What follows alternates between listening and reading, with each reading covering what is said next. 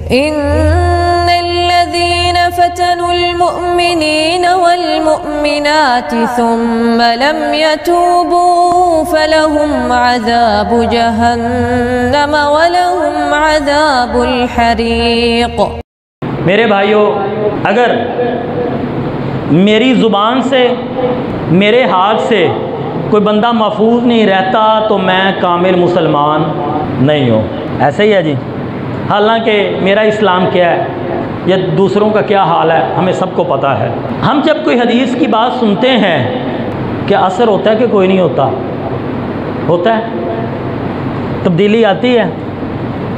بہت سے کام جو 20-20 سال والے ہیں ایک حدیث کو سن کر چھوڑ دیتے ہیں کہ نہیں چھوڑ دیتے؟ چھوڑ دیتے ہیں نا۔ نوجوانوں میں انقلاب آ رہا ہے، میں خود دیکھ رہا ہوں، میری آنکھیں دیکھ رہی ہیں، آپ بھی دیکھ رہے ہیں۔ 15ویں صدی کا مولوی بیان کرے، سننے والوں میں تبدیلی آ جاتی ہے، انقلاب آ جاتا ہے، قرآن کی محبت پیدا ہو جاتی ہے، عقائد ٹھیک ہو جاتے ہیں۔ میں آپ سے ایک سوال کرتا ہوں، جو لوگ رسول اللہ صلی اللہ علیہ وآلہ وسلم کے ساتھ رہے پہلے دن سے لے کر آخری دن تک، جن لوگوں نے اپنے جسموں کو چھلنی کروایا، جن لوگوں نے اپنے بیٹوں کو قربان کروایا، جن لوگوں نے آپ صلی اللہ علیہ وسلم کی محبت میں اپنے وطن کو چھوڑ دیا، جن لوگوں نے عمدہ لباس کو ترک کر کے پھٹے ہوئے لباس کو قبول کر لیا، جو بھوک کی حالت میں پیٹ پر پتھر باندھ کر آپ کے ساتھ مل کر خندقیں کھودتے ہیں،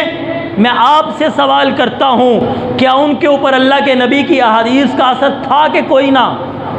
بہت مشکل سوال کر لیا میں نے آپ سے، ہاں اثر تھا کہ کوئی نہ تھا؟ اللہ کے نبی کی احادیث کا اثر ہے۔ آپ کے ایمان کے فائدے کے لیے کہہ رہا ہوں، بولیے۔ اسی سارے آکھیے نا نہیں، منہ ساڈا کالا ہونا جس طرح مر کئیاں دا ہویا ہے۔ بولیے، یہ گواہیاں ہیں صحابہ کی محبت کی۔ قیامت کا دن ہے، رسول اللہ نے فرمایا جب میں نے قبروں سے اٹھنا ہے، میرے دائیں ابو بکر ہے، بائیں عمر ہے، پل صراط بھی اکٹھا، اللہ کے حضور بھی حاضری بھی اکٹھی، عشرہ مبشرہ ساتھ ہوں گے، بدر والے ساتھ ہوں گے، احد والے ساتھ ہوں گے، خندق والے ساتھ ہوں گے، حنین و تبوک والے ساتھ ہوں گے، فتح مکہ والے ساتھ ہوں گے، حجۃ الوداع والے صحابہ آپ کے ساتھ ہوں گے۔ اگر میرے اور آپ کے بارے میں کسی صحابی نے شکایت کر دی، کسی صحابی نے کہہ دیا یا رسول اللہ مجھے گالی دی گئی، یہ خاموش رہا، مجھے منافق کہا گیا، یہ خاموش رہا، میرے اوپر لعنت ڈالی گئی، یہ خاموش رہا، بلکہ خاموش نہیں رہا، یہ وہ ظالم ہے جس کو اپنی تبلیغ پہ بڑا ناز ہے، یہ وہ ظالم ہے جس کو اپنے واعظ پہ بڑا ناز ہے، یہ وہ ظالم ہے جس کو اپنے جادو بیانی پہ بڑا ناز ہے، یہ وہ ظالم ہے جس کو اپنے شاگردوں پہ بڑا ناز ہے، یہ وہ ظالم ہے جس کو بڑے مدرسے پہ بڑا ناز ہے، یہ وہ ظالم ہے جس کو اپنے تعلقات پہ بڑا ناز ہے، یہ وہ ظالم ہے جس کو اپنی زمینوں پہ بڑا ناز ہے، یہ وہ ظالم ہے جس کو اپنی ذہانت پہ بڑا ناز تھا۔ یہ جب ہمیں گالیاں دی جاتی تھیں، یہ لوگوں میں بیٹھ کر بیان کیا کرتا تھا، ان کو گالیاں دینے سے انسان کے ایمان کو کچھ نہیں ہوتا۔ مجھے بتاؤ، میں آپ سے پوچھتا ہوں، اگر صحابہ میں سے کسی ایک نے کھڑے ہو کر کسی کے بارے میں یہ شکایت لگا دی، کس کی سنی جائے گی؟ آپ کا دل کیا کہتا ہے؟ اس کی سنی جائے گی یا صحابی کی سنی جائے گی؟ کسی مفتی جو اپنے آپ کو اعظم کہتا ہے، کراچی میں بیٹھنے سے کوئی مفتی اعظم تو نہیں نہ ہو جاتا؟ بڑا مدرسہ مل جائے، بڑا باپ مل جائے تو مفتی اعظم تو نہیں ہو جاتا؟ کسی صحابی نے یہ شکایت لگا دی، یہ کہتا تھا جو ہمیں گالیاں دیتے تھے، جو ہمیں منافق کہتے تھے، جو ہمیں آپ کا دشمن بتلاتے تھے، جو ہمیں ظالم کہتے تھے، جو مجھے اور ہمیں اور آپ کو فاطمہ کا دشمن کہتے تھے، جو ہمیں علی کا دشمن کہتے تھے، جو ہمیں معاویہ کا دشمن کہتے تھے، جو معاویہ کو گالیاں دیتے تھے، جو ابو سفیان کو گالیاں دیتے تھے، جو عمر فاروق کو کافر کہتے تھے، جو ابو بکر کو کافر کہتے تھے، یہ کراچی میں بیٹھ کر کہتا تھا کہ یہ ان کو کہنے والا، صحابہ کو گالیاں دینے والا، صحابہ کو کافر کہنے والا، صحابہ کو برا بھلا کہنے والا وہ ہمارا بھائی ہے، اس نے بھی پاکستان کے بنانے میں حصہ لیا ہے، ہم اس کو غیر مسلم نہیں کہہ سکتے۔ یا رسول اللہ اس سے پوچھئے، اس مفتی سے پوچھئے یہ بولا تھا، اس نے کیوں ایسا کہا تھا، اس کے خلاف شکایت لگی۔ میں آپ سے پوچھتا ہوں صحابی کی سنی جائے گی یا آپ کی اس کی سنی جائے گی؟ ہمارا مسلک یہ ہے کہ مسلمانوں میں اتحاد و اتفاق رہے۔ شیعہ بھی مسلمان ہیں، وہ بھی ہمارے بھائی ہیں۔ اکثر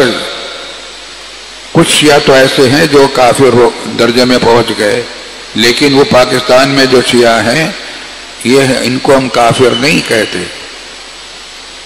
مسلمان ہیں، ہمارے بھائی ہیں، پاکستان بنانے میں ہمارے ساتھ شریک تھے، انہوں نے ووٹ پاکستان کے حق میں دیا تھا۔ اور اگر صحابہ نے یہ شکایت لگا دی، یہ پھر بھی اس مولوی کے بیان سنتے تھے، یہ اپنے نمازیوں سے، اپنے مولوی سے لڑ پڑتے تھے